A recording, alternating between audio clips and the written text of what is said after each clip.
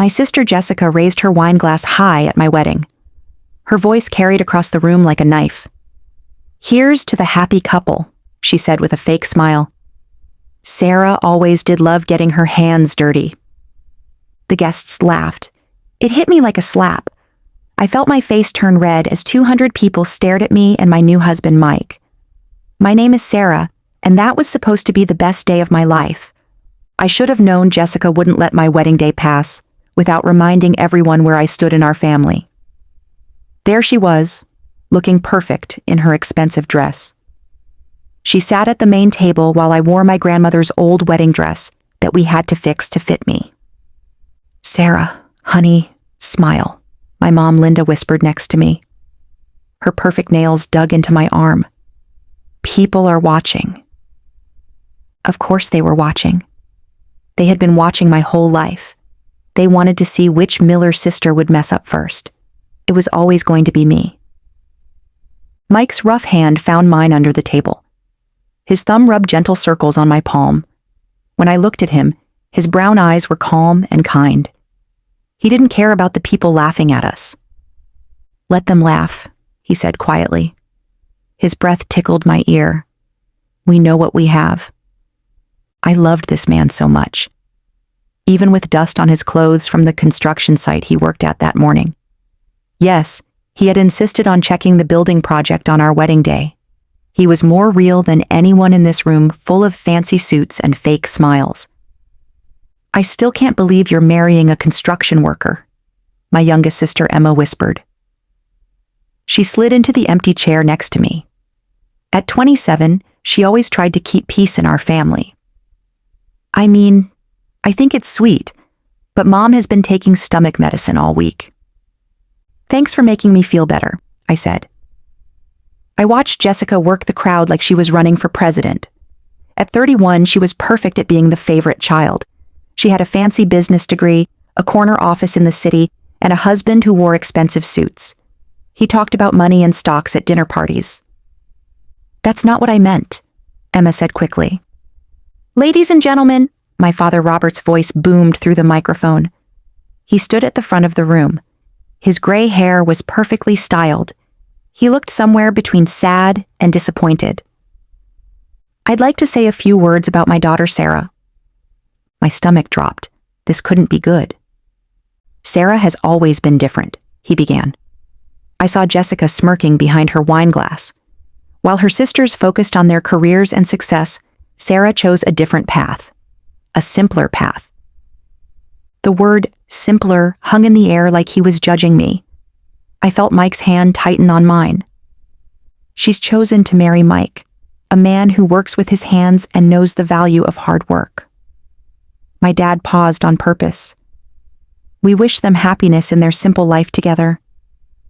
The clapping was quiet and polite. I saw my mother wiping her eyes with a tissue. I wasn't sure if she was happy or sad. "Your dad's really laying it on thick," Mike said quietly. His voice stayed calm, even though the speech was mean. "He's been practicing that speech for weeks," I said. I watched Jessica lean over to whisper something to her husband, David. They both laughed, and I knew they were talking about me. This was my family. The people who should have been celebrating with me were treating my wedding like I had died. Every good thing I had ever done didn't matter. My college degree, my teaching awards, the small business I built selling homemade crafts. None of it mattered because I chose love over money. "You know what?" I said, standing up so fast that my chair scraped the floor. The sound cut through all the talking, and suddenly everyone was looking at me again. I raised my water glass. Of course I was too practical to waste good wine on a toast. I looked right at my sister. "To family," I said loud enough for everyone to hear, "and to learning who really cares about you when it matters." Jessica's smile disappeared for just a second, but she quickly got it back. She raised her glass with everyone else. The toast felt like drawing a line in the sand, but I don't think anyone else knew it yet. As I sat back down, Mike leaned over and whispered, "That's my girl." I had no idea how important those words would be later. 3 years later, I stood in Jessica's fancy marble entrance holding a casserole dish. The dish probably cost less than her doormat. The annual Miller family barbecue was happening, and I could already hear the familiar sounds of my childhood. Wine glasses clinking, fake laughter, and people trying to one-up each other while pretending to have normal conversations. "Sarah," my mother's voice called out as I stepped onto the perfect back patio. "There you are. We were just talking about the beach house that Jessica and David bought." Of course they were. Jessica glided over in a flowing white dress that probably cost more than our monthly food budget. Her smile was as perfect as her lawn. "Oh, you brought food," she said, looking at my casserole dish like it had germs. How sweet. "Green bean casserole," I said, setting it down on the catering table next to all the fancy food they had ordered. "From our garden." "Is it organic?" David appeared next to his wife with a martini in his hand. His polo shirt was so stiff it could cut paper. "Or just regular?" The question hung in the air while several family friends turned to listen. I felt that familiar heat creeping up my neck. "It's homegrown," Mike said quietly, stepping up beside me. His jeans were clean but worn. His button-down shirt was simple cotton. Next to David's designer everything, he looked like he came from a different world. Right. David nodded like he was very interested. "The construction thing. How's that going? Still playing with tools?"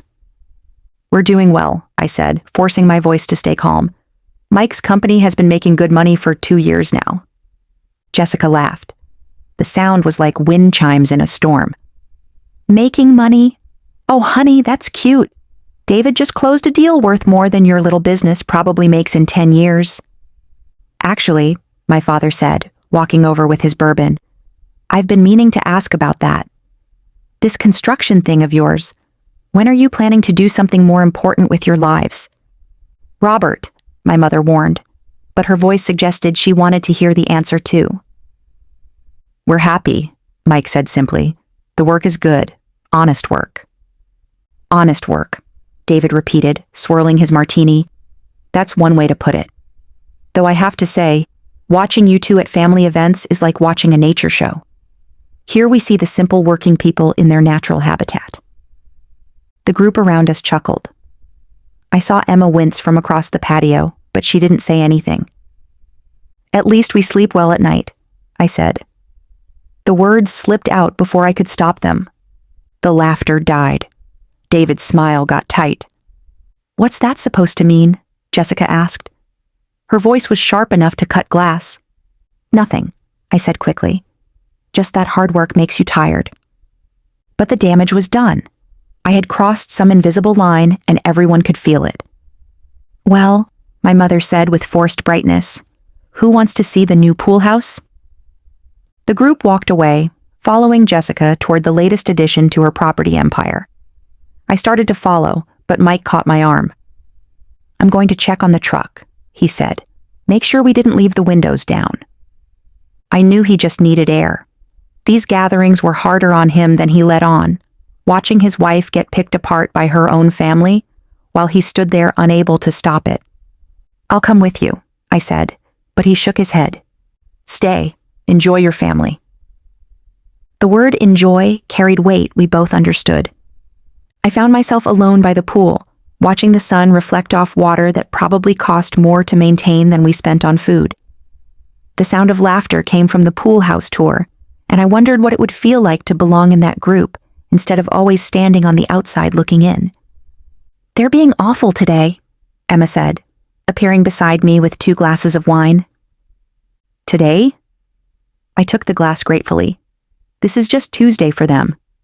It's not always like this. Isn't it? I turned to look at her.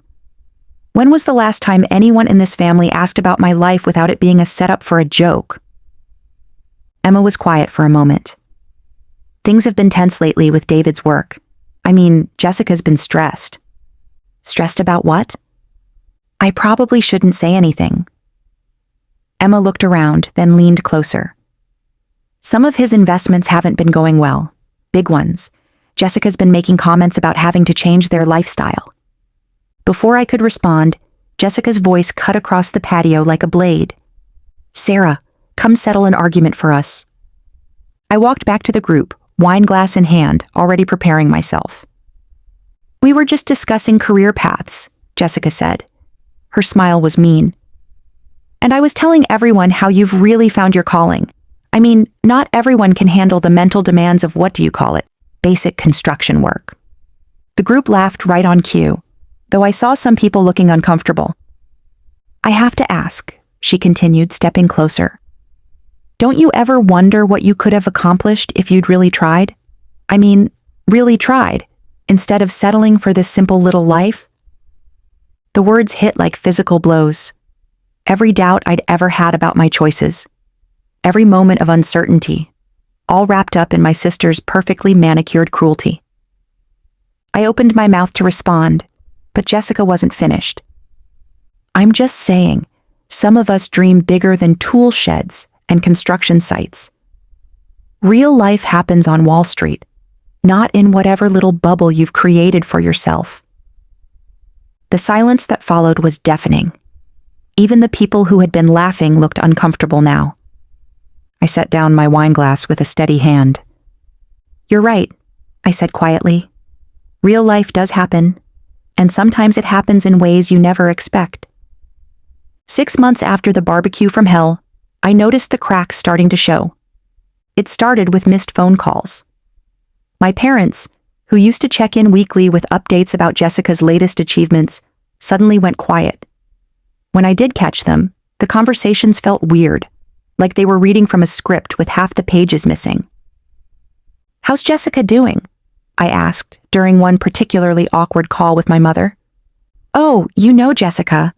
Always busy, always working on something big." The pause that followed stretched long enough to drive a truck through. "And David, he's fine. Listen, honey, I have to run. Your father's calling me." Click. I stared at the phone, frowning. In 30 years, my mother had never cut a conversation short unless someone was literally bleeding. The next red flag came at Emma's birthday dinner. We met at a small Italian place downtown. Nothing fancy, which should have been my first clue. The Miller family didn't do nothing fancy. "Where's everyone else?" I asked, as Emma slid into the booth across from me and Mike. "Mom and Dad had something come up. Jessica and David are dealing with work stuff." "Work stuff on a Saturday night?" Emma picked at her breadstick, avoiding my eyes. "Things have been complicated lately." "What kind of complicated?" I probably shouldn't. "Emma." I leaned forward. "What's going on?" She glanced around the restaurant like she was checking for spies, then lowered her voice. "David's company is in trouble. Big trouble. Some kind of investment scheme that went wrong." I felt a little flutter in my chest. Not quite satisfaction, but something close to it. I pushed the feeling down, ashamed of myself. "How bad?" "Bad enough that they had to put the beach house on the market. And the boat. And Jessica's been calling around asking family members for loans." The flutter got stronger. I took a sip of water to hide my expression. "Have they asked you for money?" Mike asked quietly. "Not yet, but I think that's only because I don't have any to give." Emma finally met my eyes. "They haven't called you, have they?" "No," I said. "But then again, we're just simple construction folk. What would we know about real money?" Emma winced. "You heard about that?" "I was there, remember? Front row seat to the Jessica show." She's been different lately. Stressed, snapping at everyone. Even the golden child has bad days, I guess. We ate in relative silence after that, but I could feel Mike watching me. He knew me well enough to recognize the wheels turning in my head. Later that week, we were cleaning up the construction site when my phone rang. Unknown number. "Hello?" "Sarah?" The voice was shaky, older than I remembered. "It's your mother." "Mom, are you okay? You sound—" "I'm fine, sweetheart. Just tired. Listen, I was wondering, could you come by the house this weekend? There's something we need to discuss as a family." The words sent a chill down my spine. In Miller family speak, Something we need to discuss as a family was never good news. What kind of something? It's better if we talk in person. Can you come Saturday afternoon around 2? I looked at Mike, who was pretending not to listen while loading tools into crates. His shoulders were tense. I guess so. Should I bring anything? Just yourself and Mike, of course. The line went dead, leaving me staring at my phone. Family meeting? Mike asked without looking up. Sounds like it. He straightened, wiping his hands on his jeans. About what? She wouldn't say, but given what Emma told us, they're going to ask us for money. It wasn't a question. We both knew it was true. That night I lay in bed staring at the ceiling while Mike's breathing evened out beside me. Part of me, a bigger part than I wanted to admit, was almost excited. After years of being treated like the family disappointment, they were finally going to need something from me. The irony was delicious. All those comments about our simple little life and working with tools, and now they were going to come hat in hand to the construction worker they'd spent years mocking. But another part of me, the part that still remembered being 7 years old and desperately wanting Jessica to include me in her games, felt sick at the thought of my family's pain. Saturday morning arrived gray and drizzly, matching my mood. Mike was unusually quiet as we drove to my parents' house, his hands steady on the wheel but his jaw tight. Whatever they ask, he said as we pulled into the familiar driveway. Remember that you don't owe them anything. I know. Do you? Because you have a soft heart, Sarah, and they know how to use that against you. I looked at the house where I'd grown up, with its perfect lawn and neat shutters. It looked smaller than I remembered, less scary. I'll be fine. But as we walked up the front steps, my phone buzzed with a text from an unknown number. Emergency family meeting. Please come. We need you. It was from Jessica. The same sister who'd spent years telling me I'd never amount to anything was asking for my help. I slipped the phone back into my pocket and rang the doorbell, my heart hammering against my ribs. Time to see what real life looked like when it came knocking on the construction worker's door. The living room felt like a courtroom when we walked in. Everyone was already there, arranged like they'd been planning this attack for weeks. My parents sat on the couch, looking older than I remembered. Jessica perched on the edge of the armchair, her designer clothes wrinkled. David stood by the window, looking desperate and angry. Only Emma looked genuinely uncomfortable. Sarah, Mike, my father said, pointing to 2 chairs. Thank you for coming. We sat down, and I immediately felt like I was on trial. So, I said, what's this about? We wanted to talk to you about the family situation, my mother said, twisting her wedding ring nervously. What situation? David turned around. Cut the act, Sarah. You know exactly what situation. Your sister told you about our problems, didn't she? About the investments? He continued. I glanced at Emma, who was studying her hands. She mentioned you were having some difficulties? Difficulties? David let out a bitter laugh. We could lose everything. The house, the savings, the retirement accounts, my father said flatly.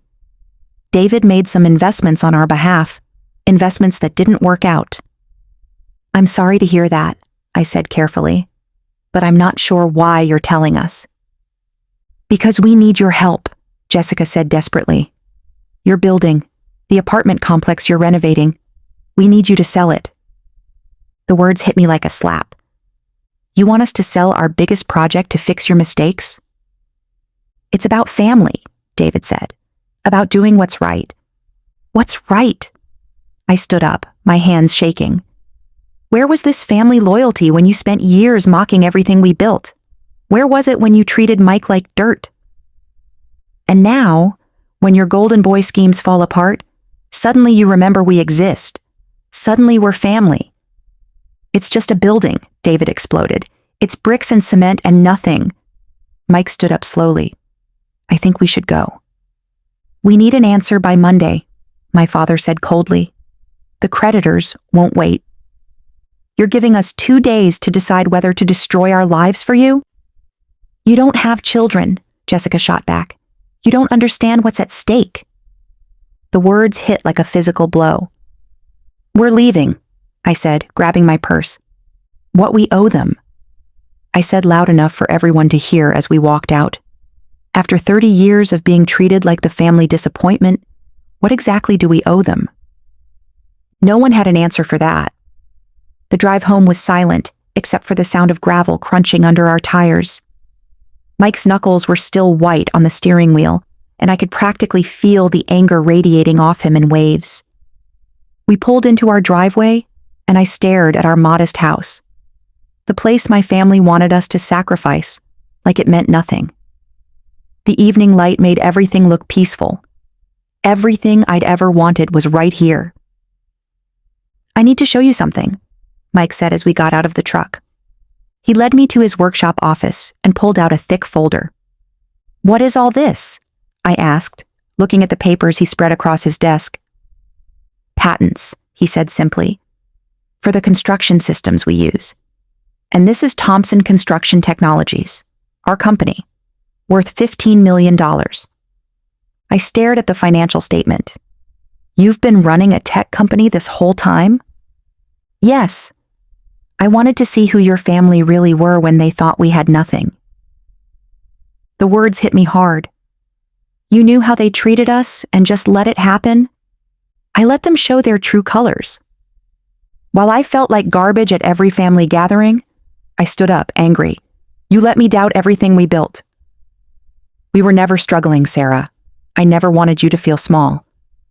But you allowed it. Mike pulled out another folder. There's more. David bet against our company. He lost your parents' retirement money gambling that we would fail. The full picture hit me. He lost their money betting against us? Every penny. He was so sure construction workers had to fail. My phone buzzed on the desk. Text message from Emma. They're coming to your house tomorrow. All of them. Dad says they won't take no for an answer. I showed Mike the message. He read it, then looked up at me with something that might have been anticipation. Good, he said. Let them come. Good? Mike, they're going to demand we sell everything. They're going to learn the truth, he said, standing up and gathering the papers back into their folders. All of it. What are you planning? I'm planning to give them exactly what they've been asking for all these years. His smile was sharp, unfamiliar. A real education about who we are and what we're worth. And then what? Then we see if they're really family, or if they're just people who share your DNA. I looked at my husband, really looked at him, and realized I was seeing a side of him I'd never known existed. The quiet construction worker was still there, but underneath was something harder, more calculating. You've been planning this for a long time, haven't you? I've been preparing for it. There's a difference. Is there? He met my eyes, and for the first time since I'd known him, Mike looked dangerous. I guess we'll find out tomorrow. They arrived like a storm front. 3 cars pulling into our driveway at exactly 2 o'clock, kicking up dust clouds that settled on their expensive paint jobs. I watched from the kitchen window as they climbed out. My parents looking grim, Jessica clutching a leather portfolio, David adjusting his tie like he was heading into a boardroom instead of a house. Even little Sophia was there, Jessica's 8-year-old daughter, looking confused and out of place in her pristine white dress. Showtime, Mike said quietly, straightening his simple button-down shirt. He'd insisted on dressing exactly like he always did. Jeans, work boots, the same clothes that had earned him years of condescending looks.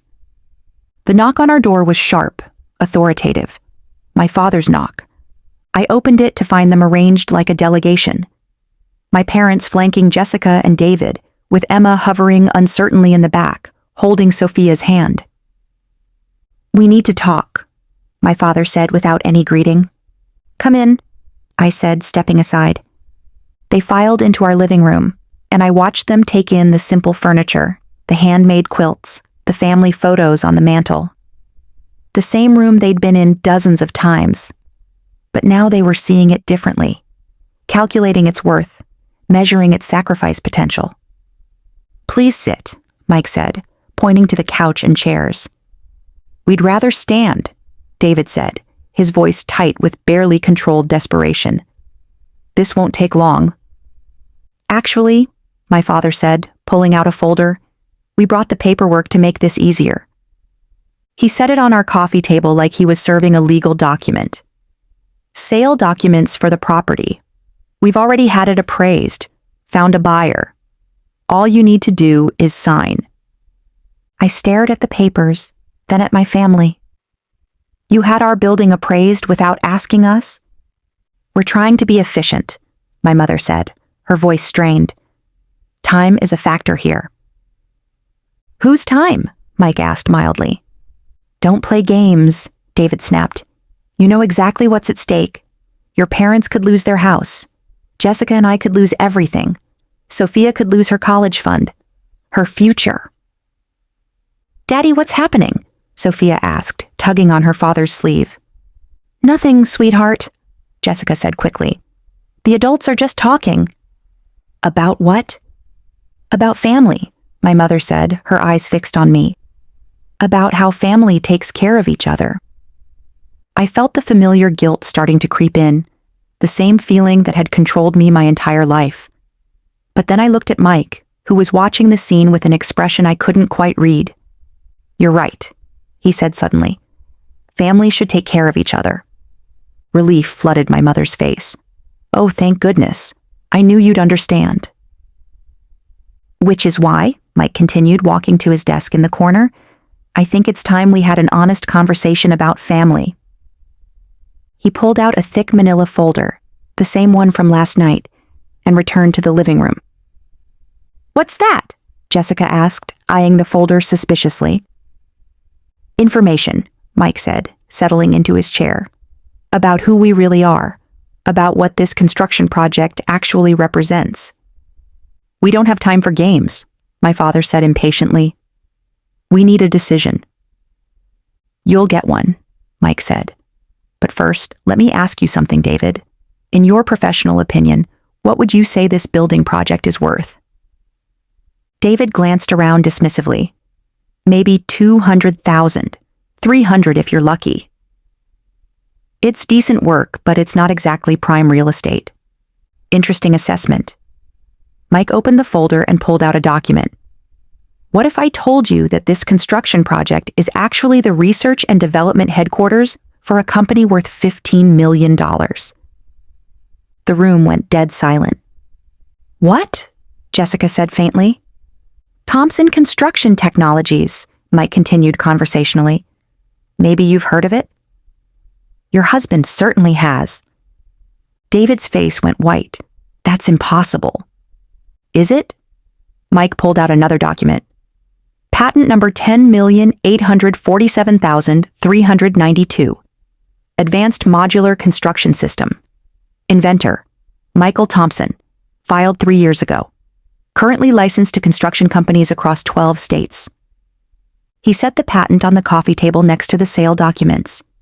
"Patent number 11,203,847. Predictive building management software. Also mine. Licensed to construction companies nationwide." Another document joined the first. "Should I continue?" "Because I have about 30 more patents here, all developed right here on this worthless construction site." My mother was staring at the papers like they were written in a foreign language. "I don't understand." "It's simple," Mike said. "While you were all busy looking down on us, we were building something significant." "But you're just a construction worker," my father said weakly. "I'm a construction worker who happens to hold a PhD in engineering from MIT. I'm also the CEO of a company that's revolutionizing how buildings are constructed in this country." Jessica sank into the nearest chair. "This can't be real." "Oh, it's real," Mike said, pulling out a financial statement. "Want to see our quarterly earnings?" The numbers on the page made David physically recoil. "But wait," Mike said, his voice taking on a harder edge. "There's more." "David, you mentioned being familiar with Thompson Construction Technologies." I I might have heard the name. You did more than hear it. You bet against it. You convinced your clients, including Sarah's parents, to short our stock. The silence was deafening. You lost their retirement money betting that we would fail, Mike continued. You were so convinced that anything connected to simple construction workers had to be worthless that you staked everything on our destruction. David's mouth opened and closed like a fish gasping for air. The beautiful irony, Mike said, standing up, is that you didn't just lose their money. You lost it to us. Every dollar you gambled against Thompson Construction Technologies went straight into our pockets when our stock price tripled. Oh my God, Emma whispered. So when you ask us to sell our building to save you from your mistakes, Mike continued, you're asking us to sacrifice our life's work to fix the damage you caused by betting against our life's work. The front door opened, and a man in an expensive suit walked in like he owned the place. Sorry I'm late, he said, setting a briefcase on the table. Traffic was murder. Everyone, Mike said calmly. I'd like you to meet Leonard Wise, our attorney. Leonard smiled at the room full of stunned faces. I believe you have some questions for my client? Leonard opened his briefcase and pulled out documents. The property is owned outright by Thompson Construction Technologies. No liens, no mortgages, no problems. That's impossible, my father said. We helped with the down payment, which was repaid in full, with interest, Leonard said smoothly, sliding a document across the table. Any attempt to force a sale would be inadvisable. The property has legal protections. This doesn't change that we're family, David said desperately. Family? I stood up, walking to the mantel. Let's talk about family. I picked up my college graduation photo. Remember this day? I graduated with honors. You said I'd wasted 4 years studying blue-collar nonsense. I picked up our wedding photo. And this day? You spent the entire reception apologizing to people for my poor choice. Sarah, my mother started. Every family gathering for 5 years, you made sure I knew exactly where I stood. The disappointment. The failure. Jessica was crying now. We didn't know about the company, about the money. That's exactly the point, I exploded. You didn't know, and you didn't care to know. You saw 2 people you could look down on. Leonard cleared his throat. There's another matter. David's company bet against Thompson Construction Technologies. He lost your parents' retirement money. $2.3 million. Gambling that we would fail. 17 families trusted you with their life savings, Mike said quietly. You were so convinced that anything connected to construction workers had to be worthless, Leonard continued. We can sue, my father said. Leonard smiled coldly. Please do. I'd love to explain to a jury how your son-in-law lost your retirement money betting against your daughter's company. What do you want? Jessica asked, her voice broken. What do you want from us? I looked around the room at these people who shared my blood, but had never really been my family. My parents, who'd spent 30 years making me feel small. My sister, who'd turned cruelty into an art form. David, who'd gambled away their future on his own arrogance. And little Sophia, sitting in the corner, watching her world fall apart. I want you to leave, I said simply. I want you to walk out that door and never come back. Sarah, please, my mother begged. We're sorry. We're so sorry. We made mistakes, but we're family. No, I said, and the word felt like freedom. Family doesn't treat each other the way you treated us.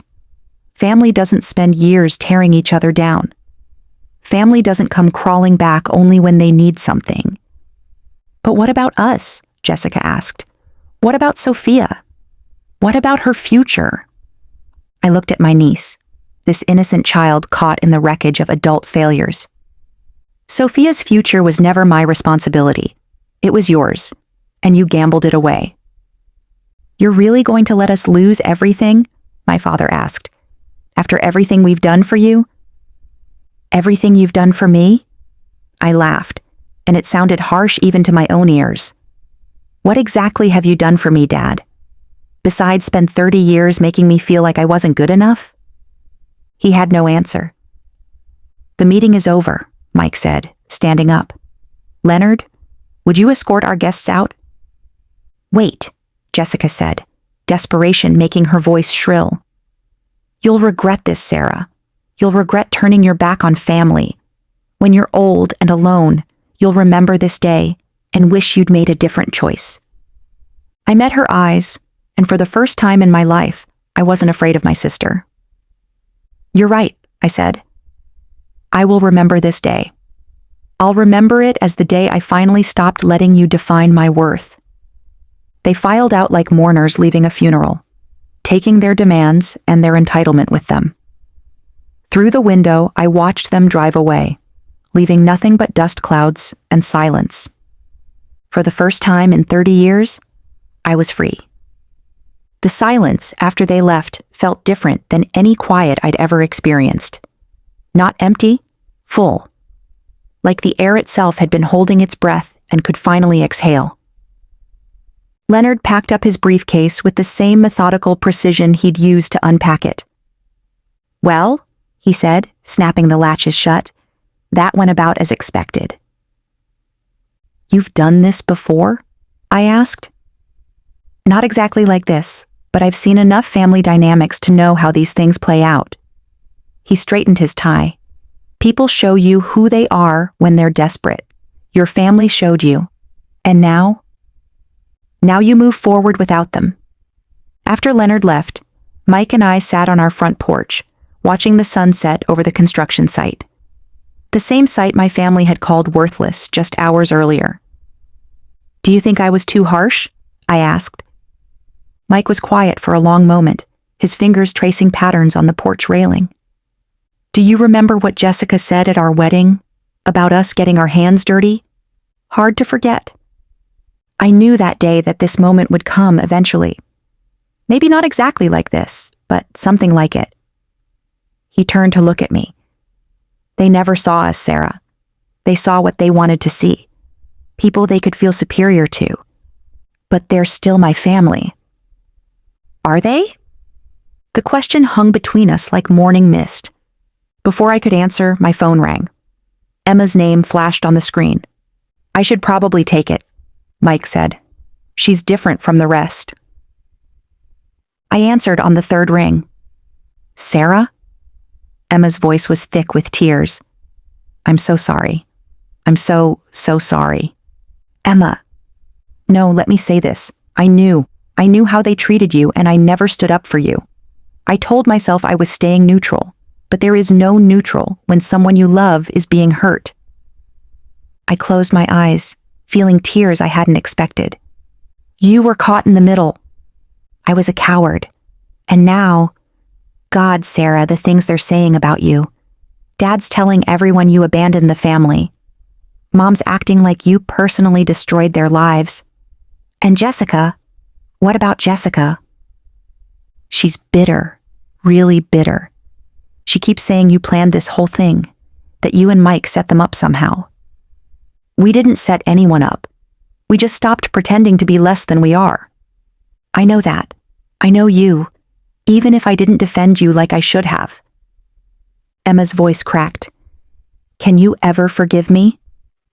I looked out at our land, at the life Mike and I had built together despite everything. "You're calling me now. That counts for something. I want to see you, not to ask for anything. Just, I miss my sister, the real one, not the version they tried to make you into. Come for dinner Sunday. Bring whoever you want, but leave the drama at home. Just me. I promise." After I hung up, Mike reached over and took my hand. "One down. Think any of the others will come around?" "Does it matter?" I considered that. A week ago, the thought of losing my family would have terrified me. Now, sitting here with my husband on land we owned free and clear, surrounded by the success we'd built together, it felt more like shedding old skin. "No," I said finally. "It doesn't matter." The next morning, I was in the garden when I heard a car in the driveway. My heart jumped, wondering if my parents had come back to try again. But when I looked up, I saw a woman I didn't recognize.